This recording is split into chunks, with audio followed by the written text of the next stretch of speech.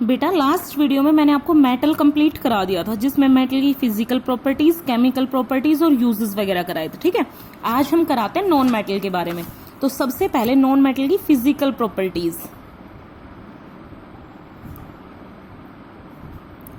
जैसा कि नाम से ही क्लियर है, नॉन मेटल्स यानी कि मेटल्स जो नहीं है या मेटल्स में जो नहीं है, यानी कि नॉन मेटल की जो फिजिकल प्रॉपर्टीज होंगी या केमिकल प्रॉपर्टीज होंगी वो मेटल से एकदम अपोजिट होंगी। ठीक है, तो सबसे पहले उनमें क्या था? लश्यर। लश्यर का मतलब है शाइनी सरफेस, कि उनमें जो शाइन थी उनकी सरफेस पे या उनमें, इसमें आता डल अपीरियंस। ठीक है, डल अपीरियंस यानी कि ये इनमें शाइन नहीं होती। कलर हो सकता है, कलर हो सकता है जैसे कार्बन में ब्लैक, फॉस्फोरस में तो कई कलर आते हैं, वाइट भी आता है फॉस्फोरस, येलो भी आता है, रेड भी आता है। रेड वही है माचिस वाला, माचिस में जो यूज होता है। सल्फर में येलो कलर होता है। बेटा इनमें कलर हो सकता है लेकिन शाइन नहीं होती। लेकिन इसके एक्सेप्शनल्स, जो नॉन मेटल के एक्सेप्शनल्स है ना, वो बहुत अच्छे आते हैं। यहाँ पे डायमंड, शाइन सबको पता है। ठीक है, डायमंड कलर्ड भी मिलते हैं और कलरलेस भी मिलता है, लेकिन बहुत शाइनी होते हैं। ग्रेफाइट, पेंसिल का सिक्का है बेटा, उसमें हल्की सी शाइन है, आप देखो ध्यान से। ग्रेफाइट और उसके साथ आयोडीन। अच्छा, आयोडीन क्यों इंपॉर्टेंट है ये सुनिए। आयोडीन के जो क्रिस्टल होते हैं ना बेटा, उनका कलर ब्लू होता है, बहुत अच्छी शाइन होती है। लेकिन आयोडीन का जब वेपर बनते हैं तो पर्पल बनते हैं। दोबारा से सुनिए, आयोडीन का कलर ब्लू होता है लेकिन इसके वेपर का कलर पर्पल होता है। ठीक है, ये शाइनी थे, एक्सेप्शनल, ध्यान रखना। नेक्स्ट आता है, मेटल जो है वो गुड कंडक्टर थे, तो ये bad conductor of heat and electricity. ठीक है, bad conductor of heat and electricity. इनमें फ्री इलेक्ट्रॉन्स नहीं होते, इसलिए फ्री चार्ज पार्टिकल्स नहीं होते, इसलिए इलेक्ट्रिसिटी को कंडक्ट नहीं करते हैं। लेकिन एक्सेप्शनल में एक तो ग्रेफाइट। ग्रेफाइट क्यों करता है इलेक्ट्रिसिटी को कंडक्ट? बेटा 1 इलेक्ट्रॉन फ्री होता है इसके स्ट्रक्चर में। इसमें ज्यादा नहीं पता तो आप सिर्फ इतना याद रख लो, sp2 हाइब्रिडाइजेशन होती है, sp2 हाइब्रिडाइजेशन। और ये भी नहीं याद रख सकते तो बस इतना याद रख लो, ग्रेफाइट जो है वो इलेक्ट्रिसिटी का बहुत अच्छा conductor due to 1 free electron present in it. Next आता है डायमंड। डायमंड बेटा हीट का एक बहुत अच्छा कंडक्टर है। अगर आपको याद हो, कुछ टाइम पहले व्हाट्सएप पे एक वीडियो वायरल थी, अगर किसी बच्चे ने देखी हो, उसमें क्या था, एक अंधा आदमी, एक डायमंड और एक कांच का टुकड़ा, दो चीजें थी, तो उनमें कोई भी डिफरेंशिएट नहीं कर पाया था। एक अंधा आदमी बताता है कि इनमें से डायमंड असली कौन सा है और कांच का टुकड़ा कौन सा है। वो उनको टच करके बताता है, जो ठंडा होता है वो डायमंड था और जो गर्म होता है वो कांच का टुकड़ा। ऐसा इसलिए कि डायमंड हीट का बहुत अच्छा कंडक्टर, वो अपने अंदर से हीट सारी पास कर देता है, वो रखता ही नहीं है। इसीलिए जो ड्रिल मशीन होती है ना, उनकी टिप पे, ड्रिल मशीन, यहां कुछ रख,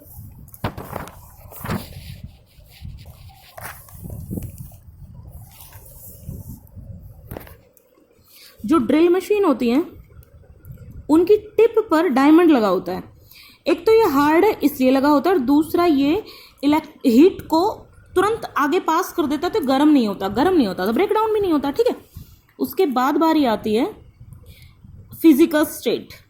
वो मोस्टली सॉलिड स्टेट में एग्जिस्ट कर रहे थे, ये सभी स्टेट में एग्जिस्ट करते हैं।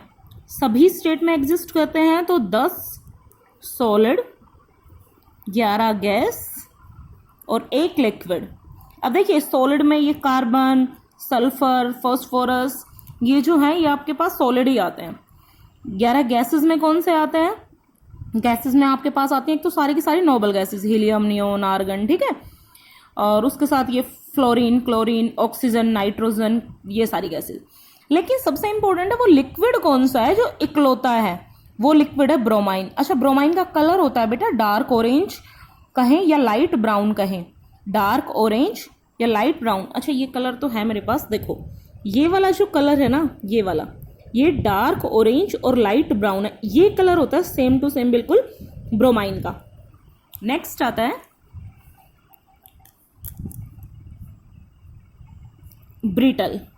बेटा वो मैलिएबल और डक्टाइल थे। मैलिएबल और डक्टाइल का मतलब होता है खींचने पर भी नहीं टूटते थे बल्कि तार में खिंच जाते थे, और हथौड़ा मारने पर भी नहीं टूटते थे, उसकी बजाय वो फ्लैट हो जाते थे, चद्दर में कन्वर्ट हो जाते थे।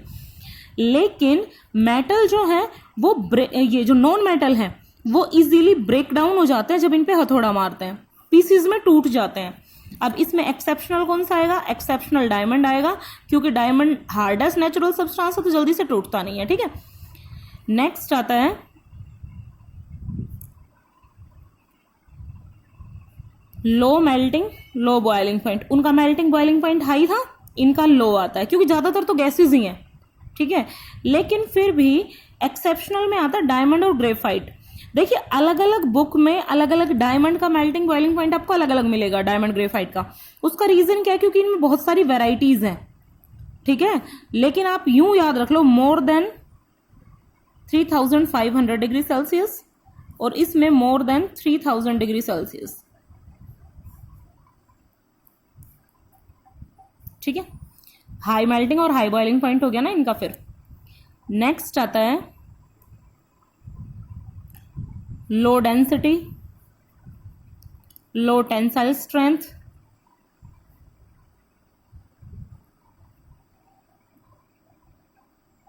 बस आई थिंक काफी है। नेक्स्ट सॉफ्ट लगा लो अगर ज्यादा लिखना चाहो तो आप। सॉफ्ट, ये ज्यादातर सॉफ्ट है क्योंकि ज्यादातर तो गैसेज ही हैं। और नेचुरल आता है हार्डेस्ट नेचुरल सब्सटेंस में कौन सा आ गया आपका? Diamond, hardest natural substance diamond. ये थी मेटल की, इसकी नॉन मेटल की फिजिकल प्रॉपर्टीज। अब शुरू करते हैं नॉन मेटल की केमिकल प्रॉपर्टीज। इसकी केमिकल प्रॉपर्टीज बहुत इजी हैं एज कंपेयर टू मेटल। क्यों? क्योंकि एसिड, बेस और वाटर तीनों के साथ ही नॉन मेटल रिएक्शन ही नहीं करता। तो तीन प्रॉपर्टीज तो वैसे ही होगी आपके पास, इनके साथ नो रिएक्शन। अब जब रिएक्शन नहीं होती है तो देखिए फॉस्फोरस को स्टोर करते हैं वाटर के अंदर। आपने कई बार देखा होगा जब बारिश का मौसम होता है या पानी में भीग जाती है माचिस, तो माचिस जलती नहीं है। उसका रीजन कि फॉस्फोरस वाटर की प्रेजेंस में रिएक्शन नहीं करेगा, इसीलिए स्टोर करने के लिए इसको, ये जो व्हाइट फॉस्फोरस है ना, यहाँ पे हमने लिखा था व्हाइट फॉस्फोरस, ये बहुत ज्यादा रिएक्टिव होता है, इतना कि स्पॉन्टेनियस अपने आप ही कंबशन शुरू कर देता है और वो फिर येलो कलर में भी कन्वर्ट हो जाता है। इसके कंबशन को रोकने के लिए हम उसको वाटर में डाल के स्टोर करते हैं। ठीक है, तो एसिड, वाटर और बेस के साथ इसकी कोई रिएक्शन नहीं होती है। अब कुछ रिएक्शंस लिख देते हैं। पहला ऑक्सीजन के साथ रिएक्शन, दूसरा क्लोरीन के साथ रिएक्शन और तीसरा हाइड्रोजन के साथ रिएक्शन।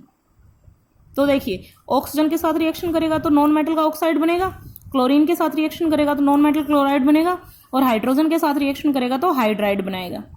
ये हाइड्राइड, ये क्लोराइड और ये ऑक्साइड।